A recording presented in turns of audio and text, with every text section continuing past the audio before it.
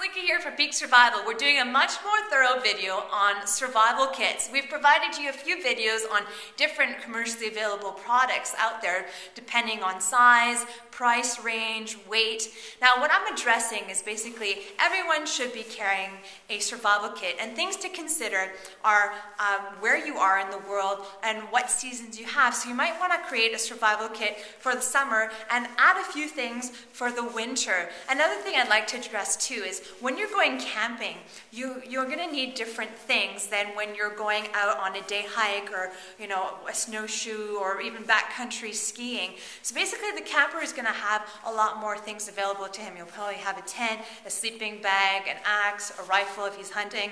So he's pretty much set. But for the everyday person that's just going for a one-day hike and isn't really equipped with that stuff, just getting in the habit of carrying a lightweight survival kit can be the difference between life and death. So I'm going to take you through it, and basically we're going to do 7 parts to this video. So we're going to talk about the containers, the shelter, fire, water, food, first aid, and signaling. So we're going to condense it, basically everything you need to know in this video. And keep in mind too, they are personal, so what I might add as a luxury item, you may not add. But what's essential is basically having that skeleton structure, covering those, basic categories. So we're going to start with the different containers. There are obviously different sizes. So something as small as this container can do the trick, and there's no excuse if it fits in your pocket. Now you're a little bit more limited because of size, but you can still survive pretty well with what you can fit in here. Plus these tin cans are great because you can also use them to boil some water.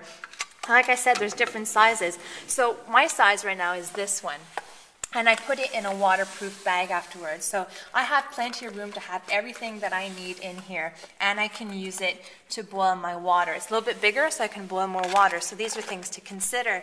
Another thing, we had done a video on gear pods. And what gear pods have is this container that you can put all your survival kit items in. And you can keep it in the plastic container too, which are going to make it waterproof, but this is a little bit heavier. So again, you need to consider what are your priorities. If weight is an issue, then you can work around it. You can go as small as this or as big as having a larger flask with your items in there, or even if size isn't that much of a problem for you, you can have your pot that you can keep all your things in and then put it in a waterproof bag. So again, it depends on where you are, how you're going to use it, but definitely have one with you. So we're going to move on to the next category, which is shelter.